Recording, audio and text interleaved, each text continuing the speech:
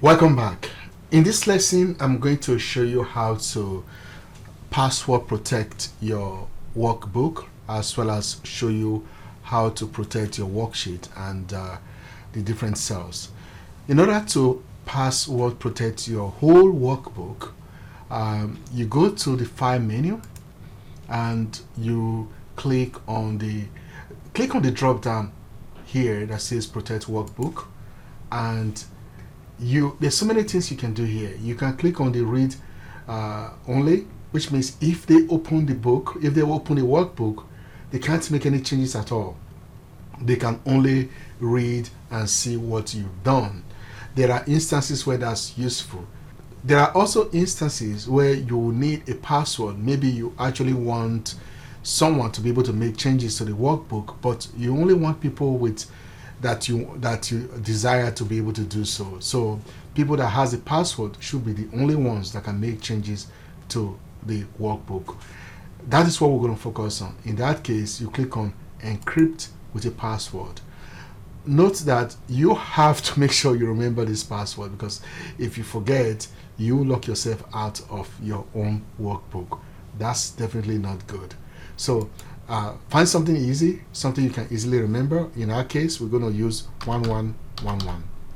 Okay, and we okay that. It's going to ask you to repeat the password 1111. Okay, so now our workbook is protected. If we close and let's close,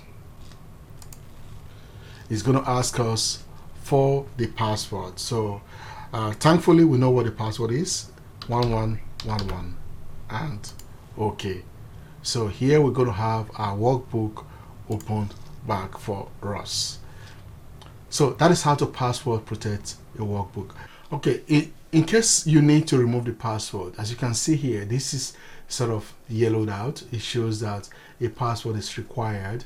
So if we click on encrypt to the password, it's going to tell us to enter the password. In order to remove the password, all you have to do is to delete this and okay, and you can see that yellowed out background is removed, which means there is no more password.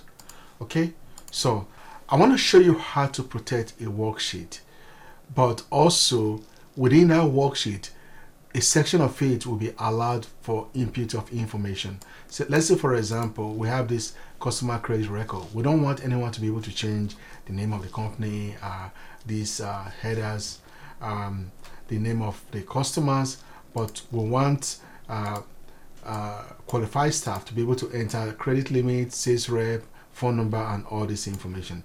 So what we'll do here is to select this section, right click on it and click format cells, and then navigate to protection.